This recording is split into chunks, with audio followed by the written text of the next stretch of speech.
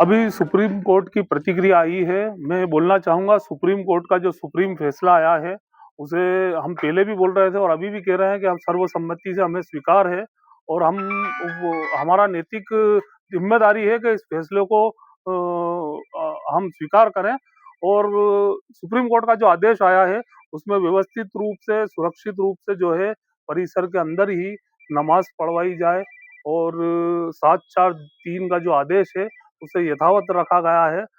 तो मेरी सभी पूरे जिले में, पूरे प्रदेश में ये एक अपील है कि शांति व्यवस्था बनाए रखें।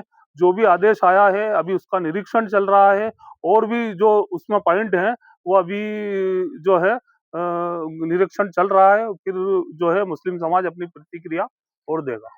देखिए, भोजशाला की मूर्तियों से गौरव पुनः स्थापना को लेकर हिंदू समाज हमारे पूर्वजों ने 1952 में महाराजा भोज उत्सव समिति का गठन करके राजा भोज के विचारों को, सरस्वती विचारों को और भोजशाला के विचारों को जन जन तक पहुंचाने के लिए समिति का गठन किया था। बसंत उत्सव मनाना प्रारंभ किया था। उसी परंपरा का निर्वाह करते हुए आज तक हिंदू समाज चला आ रहा है। 23 जनवरी को बसंत पंचमी है और शुक्रवार होने के कारण कहीं भ्रम की स्थिति पैदा हुई थी। जो आज सुप्रीम कोर्ट के जो आदेश हुआ है कि हिंदू समाज को अखंड पूजा का निर्णय दिया है, सूर्योदय से सूर्यास्त तक अखंड पूजा होगी, कहीं कोई हिंदू समाज विघ्न नहीं डलेगा। और रही सवाल नमाज की आदेश की, तो उन्होंने कहा कि इस परिसर में अन्य स्थान पर नमाज की व्यवस्था की जाए।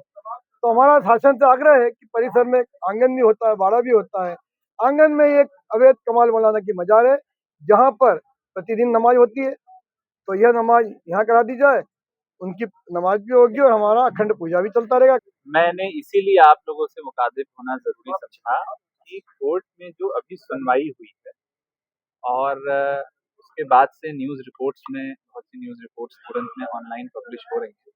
मेरा सभी मीडिया ग्रुप से भी ये आग्रह रहेगा और हमारे जो आमजन नागरिक हैं उनसे भी आग्रह रहेगा कि अपने स्तर पे कोर्ट में हुई सुनवाई का इंटरप्रिटेशन या उसका जो अर्थ निकालने का कृपया प्रयास ना करें, क्योंकि आपके द्वारा बोली गई कोई भी एक चीज़, एक लाइन हो सकता है विरोधाभासी हो। जिला प्रशासन भी हमारे जो अभिभाषक वहाँ पे मौजूद हैं, उनसे विचार विमर्श करके जब लिखित रूप से आदेश ऐसे मामलों में जब जारी होता है आधिकारिक रूप से, वो हमें मिलेगा।